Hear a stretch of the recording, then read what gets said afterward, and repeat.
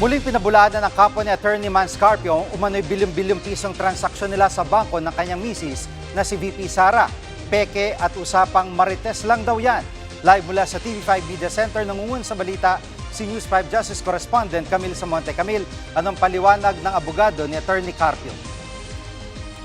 Gigi, kasinungalingan daw ang umano'y 6.7 billion pesos na dumaloy sa bank accounts ng mag-asawang si VP Sara Duterte at Attorney Mans Carpio.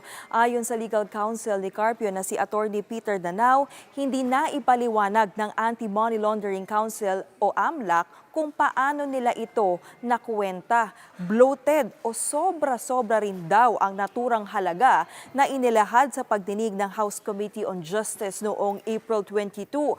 Pero nang tanungin ng media kung magkano ang totoong laman ng bank account ng mag-asawa, giit ng abogado ni Carpio, confidential daw ito at hindi pwedeng isapubliko.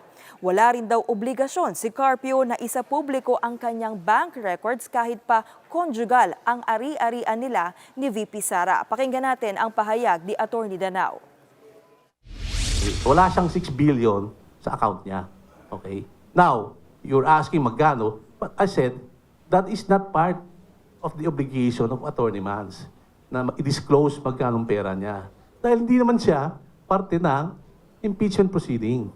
Diba? And it's up to the impeachment prosecutors to prove in trial kung magkano ba yung nasabi ng pera ni VP.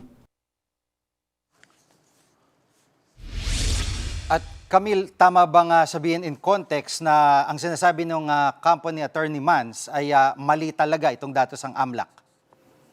Gigi, ayon kay Attorney Danao, questionable ang kredibilidad ng AMLAC. Ipinunto nila yung kumakalat sa social media na umano'y maling report ng AMLAC dahil daw sa system glitch lumabas na 2 billion pesos ang isang transaksyon na 2 million pesos lang dapat. Kine-question din nila kung bakit AMLAC ang pinatawag ng Justice Committee at hindi ang mismong bangko. Narito ang pahayag ni Attorney Danao. Sa Bank Secrecy Law, ito, yung pangalawang kaso na, pwedeng may exception impeachment. Okay? Pero alalahanin niyo po, hindi naman sila nag-inquire sa bangko. Di ba? Sinong sinabpinan nila? Bangko ba? Hindi, di ba? AMLA ang pinasabpinan nila. Remember, ha? Yung AMLA director na nag-appear, kaka-appoint lang April 13. Di ba? Nag-assume ng position April 14. Sinabpina noong April 15. Di ba?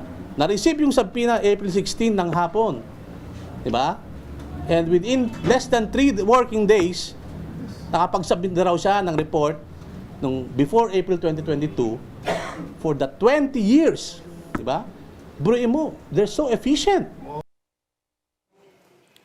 Gigi, nitong nakaraang linggo, ipinag-utos ng Bureau of Internal Revenue na maglabas ng Letter of Authority para magsagawa ng tax audit sa mga negosyo ni VP Sara at Attorney Carpio. Pero ayon sa kampo ni Carpio, hindi ibig sabihin nito na may hindi na sila binayarang buwis. Humihingi lang daw ng authorization ang BIR para magsagawa ng tax audit. Gigi, iginiit ng kampo ni Attorney Carpio na handa silang humarap sa tamang venue sakaling mapatunayang opisyal o may katotohanan ang bank records na inilabas ng AMLAC.